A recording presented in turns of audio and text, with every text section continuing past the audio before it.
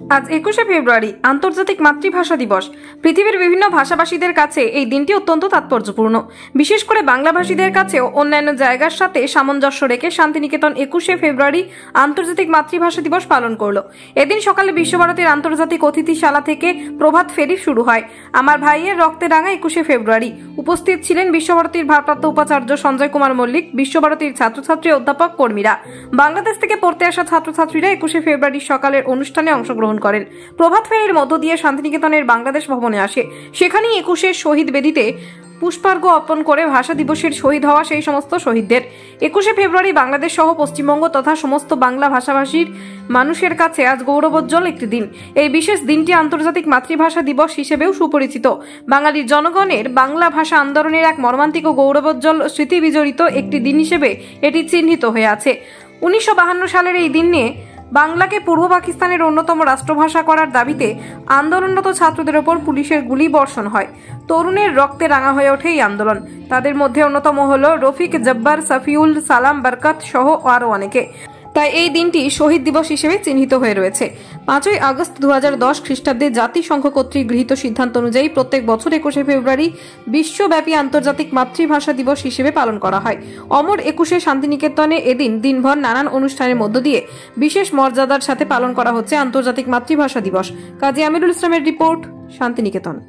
21শে ফেব্রুয়ারি তো ভাষা শহীদ দিবস, সেটা বাংলাদেশের জন্য, আর সারা পৃথিবীব্যাপী যারা আছেন তাদের জন্য আন্তর্জাতিক মাতৃভাষা দিবস। তো এই জন্য সকালবেলা প্রভাতে প্রথমত প্রভাত ফেরির মাধ্যমেই দিনটা শুরু হয়। সবাই সমবেত হয়ে সাদা পোশাক পরে প্রভাত ফেরি করে 21শে ফেব্রুয়ারির গান দিয়ে এইভাবেই সকালটা কেটে যায়। তারপর সন্ধ্যায় সাংস্কৃতিক অনুষ্ঠান হয়। তো বাংলাদেশ ভবনে এখন এখান থেকে প্রভাত ফেরি হয়, বাংলাদেশ ভবন যাব। সেখানে সকালে পাঠভবন, শিক্ষাসত্র এবং সঙ্গীত ভবনের কিছু গান আছে 21শে সম্পর্কিত, সেগুলো হয় আপাতত সকালকার মনে শেষ। তারপর আবার সন্ধ্যায় 6টা 30 মিনিট থেকে কয়েকটি ভাষার গান উপস্থাপন হবে। তার সাথে বাংলাদেশের যৌথ যে বাংলাদেশি শিক্ষার্থীরা এখানে আছে তাদের একটা অনুষ্ঠান আছে, সেটা হচ্ছে 52-71। তো সেটা 6:30 থেকে শুরু হচ্ছে। হ্যাঁ, আমার বাংলাদেশের উত্তরবঙ্গ রাজশাহী বিভাগের জয়পুরহাট জেলা। এই যে 1952 সালে যখন 1947-এ যখন দেশভাগটা হয়ে গেল, ভারত আর পাকিস্তান নামে দুটো যখন দেশ হয়ে গেল, তখন তো এখন যেটা পূর্ব বাংলা সেটা তো তখন পাকিস্তানের শাসনাধীন ছিল। তো তখন পাকিস্তানি শাসকরা উর্দুকে বাঙালিদের রাষ্ট্রভাষা হিসেবে চাপিয়ে দিয়েছিল।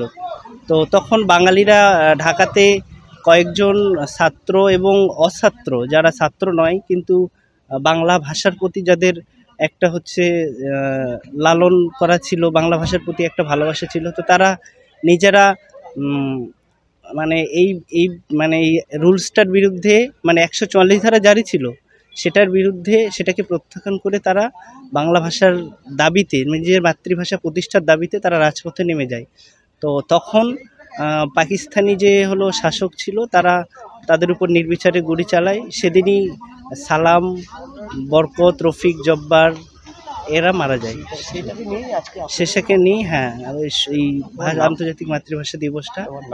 আমার নাম রকি সরকার, আমার বাংলা বিভাগ, আমি স্নাতকোত্তর একজন শিক্ষার্থী। আমি না ওই ওপার এপারটাকে স্বীকার করব না বলেই অনুষ্ঠান চলাকালীনই বলেছিলাম এটা বাংলা ভাষার মাতৃভাষার দিন। আমি প্রথমেই 4টি শব্দ বলেছিলাম যে আজকে শ্রদ্ধার দিন, আজকে স্মরণের দিন, আজকে প্রত্যয়ের দিন আর প্রতিজ্ঞার দিন। আমি ভেবেছিলাম যোগ করব, কিন্তু করতে পারিনি। আজকে স্তব্ধতার দিনও। স্তব্ধ হয়ে ভাবতে হবে যে একটি মাতৃভাষার স্বীকৃতির দাবিতে কতকগুলি তরুণের রক্ত ঝরতে হয়, মৃত্যুবরণ করতে হয়, তবে সেই মাতৃভাষা রাষ্ট্রভাষার স্বীকৃতি পেয়েছিল। ইউনেস্কো বা জাতিসংঘকে মাতৃভাষা দিবস হিসেবে যে স্বীকৃতি দিয়েছে তার পেছনে অনেক অনেক অবদান আছে। যাদের আছে তাদের আমি সশ্রদ্ধ চিত্তে নমস্কার করি, প্রণাম জানাই। এপার ওপারের ওই বাধাটাই ঘুচে যায় আজকের দিনে। আমরা বাংলা ভাষা ভিত্তিক মাতৃভাষার স্বীকৃতির দিন উদযাপন করি।